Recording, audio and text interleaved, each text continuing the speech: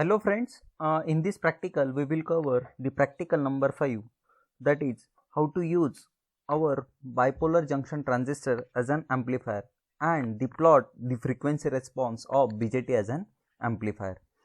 Now this practical is totally simulation based, that's why we will require the multisim software for this practical. Now when you open your multisim software, then you will get this window. Now if you see the circuit of our bipolar junction transistor as an amplifier, then we will require the different electronic components, that is one transistor, then different resistors, then different capacitors. Now here there are various electronic components are available on this tab. First of all, this is place source, then basic components, then the diodes and the transistor. Now for this practical we will require the transistor. Now when you click on this symbol, then you will get these all the families. Now if you see here, database is the master database and group is the transistor. Similarly, when you click on this tab, then you will get the some sources, that is ground or VCC or VDD, then some basic electronic components, that is resistor, capacitor, inductor, etc. Then different types of diodes, that is PN junction diode or Zener diode or your light emitting diode or photodiodes are available in this tab. Similarly, the transistors, now various types of transistor. Now for this practical we will require the transistor, that's why just click on transistor. Now when you click on transistor, then we will require the NPN type of transistor. Now when you click on BJT, that is NPN type of transistor, just search that is BC547BP. Then you will get this transistor, just click on OK. Now this is our transistor. Now another now if you see the circuit, then another electronic components that we will require, that is the transistor, resistors. Now resistors are available in basic tab. Now when you click on basic, then you will get the various basic electronic components, out of which we are going to select the resistor. Now when you click on resistor, now here 1 kilo ohm resistor is selected, then just click on OK. Now if you see the circuit, we will require total number of 4 resistors, that is R1 and R2 to bias our transistor in active region, and RC and RE, that is the collector resistor and the emitter resistor. Now this is the collector resistor and another resistor is required, that is the collector resistor, the emitter resistor. Now just click on this resistor and press Ctrl R to rotate our resistor. Similarly, again click on R2, then Ctrl R, then rotate the resistor. Similarly, the R4 is nothing but our RE, that is the emitter resistor. Similarly, the collector resistor, Ctrl R. Now just connect all these resistors with the transistor as per the circuit. Similarly, connect your R1 to R2, then R2 to R4 or your RE, then your emitter is connected with the emitter resistor. Similarly, your collector is connected with the collector resistor. Now how to change the values of resistor, because if you see, all the values of resistor are which is equals to 1 kilo ohm, but as per our circuit, our R1 should be equals to 2 kilo ohm. Then just double click on the value of your resistor, then you will get the value of resistor. Right now the value of resistor which is equals to 1 kilo ohm, just select 2 mega, that is capital M, then that indicates the value of that particular resistor which is equals to 2 mega ohm. Just click on OK. Right now the value of your R1 which is equals to 2 mega ohm. Similarly, change the values of your another resistors. Now here R2 which is equals to 1 mega ohm,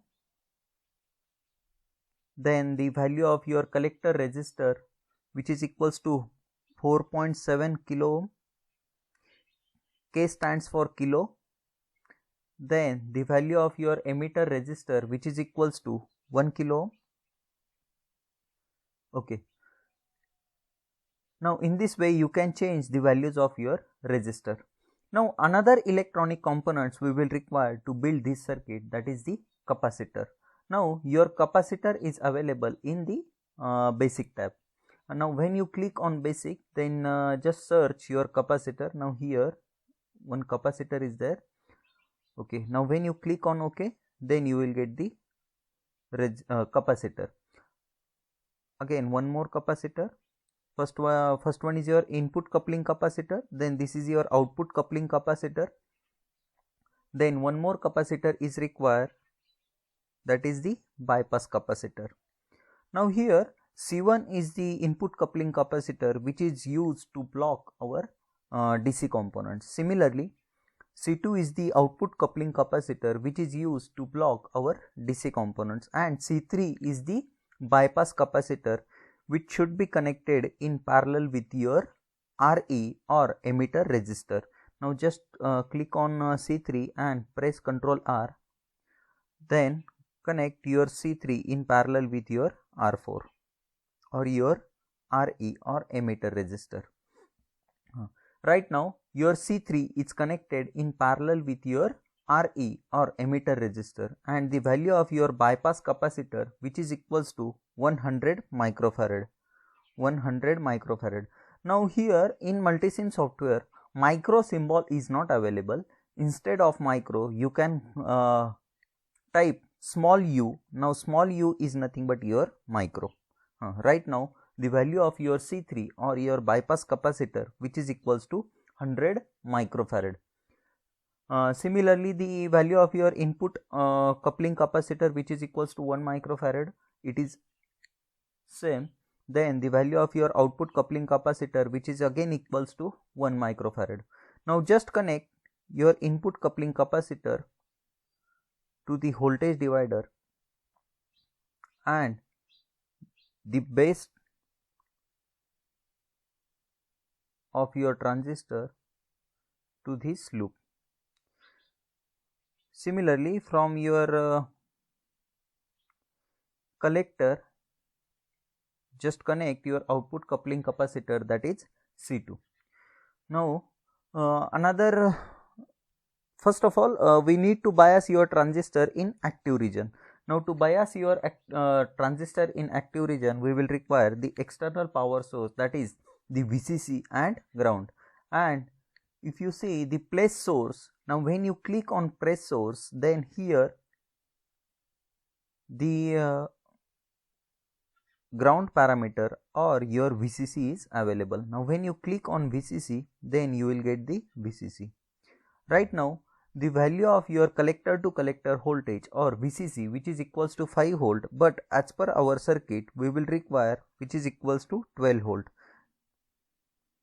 Right now your VCC, which is equals to 12 volt, and our transistor is grounded. Now in this way our circuit is completed. Now only one parameter is remaining, that is the input and output. Now for this circuit we are going to apply the input by using your function generator, and we are going to observe our output on your CRO. Now all the electronic measuring instruments are available on this tab. Now here if you see, first one is your multimeter. Right now the multimeter is not required for our practical. Now second one is your function generator. Now when you click on your function generator, then you will get this function generator, and we require the function generator for this practical purpose. Now just connect the positive terminal of your function generator to C1 and its negative to the ground. Similarly, we are going to observe the output on CRO. That's why another measuring instruments we will require, that is the CRO. Now here the fourth tab is for your CRO. Now this is the CRO. Again total number of 2 channels for your CRO, that is channel A and channel B, but we are going to perform our practical on your channel A. Just connect the positive terminal of your channel A to C2 and its negative to the ground.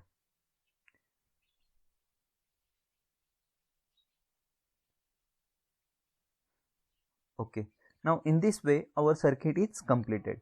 Now one more thing is remaining, that is just give the input. Now when you double click on your function generator, then you will get this window. Right now the applied frequency, which is equals to 1 Hertz, then amplitude, which is equals to 10 volt.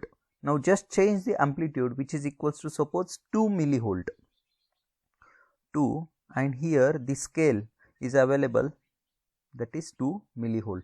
Right now your applied voltage, which is equals to 2 millivolt minimum input voltage, and for the BJT as an amplifier, when you are going to apply minimum voltage, then your output voltage should be maximum, that is the amplified signal. That's why for this practical we are going to apply the minimum voltage, which is equals to 2 millivolt. Right now your applied signal, which is equals to 2 millivolt peak to peak and 1 Hertz, and the waveform is selected, that is the sinusoidal signal. Now here on function generator different waveforms are available, that is sinusoidal or triangular or square wave, but for this practical purpose we are going to select our sinusoidal signal. Right now the specification of the your input signal, which is equals to 2 millivolt and 1 Hertz of sinusoidal signal. Now just run your simulation. First of all, before going to run your simulation, first of all select your simulation, save your simulation. Suppose design 1, okay. Now run your simulation. Now when you run your simulation, then double click on your oscilloscope. Right now if you see here, you are getting signal on your channel 1, but you are not getting any waveform on your display. Now to get your waveform on your display, just change the times per division and holds per division knob. Now this is the times per division knob, which is common to your channel A and channel B. Now when you change the times per division knob, right now your times per division knob, which is equals to 500 milliseconds per division. Similarly change the holds per division knob also. Okay.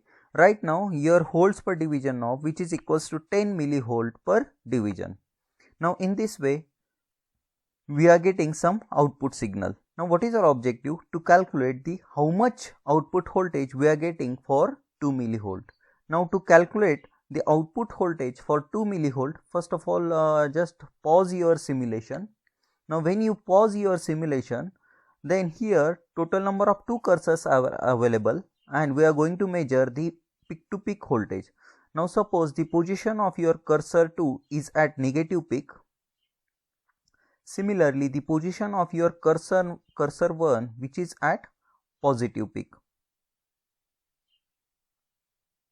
or okay, positive and negative. Okay, now this is the peak to peak voltage. Positive peak, what is meant by peak to peak voltage? From positive peak to negative peak, this is nothing but what? The peak to peak voltage. Now here if you see, this is the output voltage, that is the peak to peak voltage, which is equals to 28.033 millivolt. Now when your input voltage is 2 millivolt, then our output voltage, which is equals to 28.033 millivolt. That indicates we are getting some amplified signal, and this is how to use our transistor as an amplifier, because for 2 millivolt our output voltage, which is equals to 28.033 millivolt. But the objective for our practical is to plot the frequency response for the BJT as an amplifier. And to plot the frequency response, first of all close the oscilloscope, stop the simulation, then observe the output pin number. Just click on your output pin and right click, then click on properties. Right now the net name, which is equals to the currently used net name, which is equals to 3. Just remember your net name, which is equals to 3. Hello. Now go in simulate tab. In simulate, go in analysis, then click on AC analysis. Now when you click on AC analysis, then click on output tab. Right now your net name, which is equals to 3, that's why we are selected which is equals to 3. Now when you click on simulate, then you will get these two graphs. Now first plot indicates your frequency response and second plot indicates your phase plot, but we are not interested in phase plot, so click on phase plot and click on delete. When you click on delete, then you will get only frequency response. Now this is the frequency response for your BJT as an amplifier. Now if you observe this graph, then you will get idea that is for certain frequencies your magnitude is goes on increasing, then for certain frequencies your magnitude is remains constant, then for certain frequencies again your magnitude is goes on decreasing. And the objective for this practical is to calculate the bandwidth. And to calculate the bandwidth, just click on graph, then select the cursors. Now here show cursor. Now when you click on show cursor, then this is your second cursor. Suppose we are going to use our second cursor for your upper frequency. Similarly, your cursor number 1 is for your low frequency, and this is the cursor position. Now your y1 and y2, these indicates your cursor position. Right now the position of your cursor 1 is at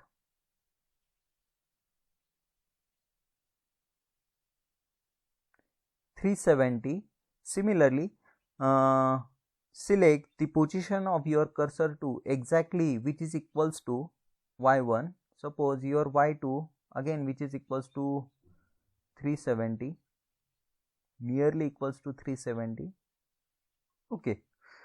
Now the position of your y1 or cursor 1 and cursor 2 is at same position, and the position of your x2, that is the cursor 2, which is at the frequency which is equals to 29.414 megahertz. Similarly, the position of your cursor 1 which is at the frequency which is equals to 51.4420 hertz, that indicates your upper frequency which is equals to 29.4145 megahertz and the lower frequency which is equals to 51.4420, which is your lower frequency. Means when you will get your upper frequency and lower frequency, then you can calculate your bandwidth. As we know, bandwidth is nothing but what? The upper frequency minus lower frequency. Now this is how to calculate your bandwidth. But what is your bandwidth? Bandwidth is nothing but what? The range of frequencies over which you are getting some amplified signal. Now here your low upper frequency which is equals to 29.4145 megahertz and your lower frequency which is equals to 51.4420 hertz, means when you subtract, that is your frequency, that is 51.4420 hertz from 29.4145 megahertz, then you will get the bandwidth. This is how to get the bandwidth for your BJT as an amplifier, and this is how to plot the frequency response of BJT as an amplifier by using the simulation software, that is Multisim. Thank you.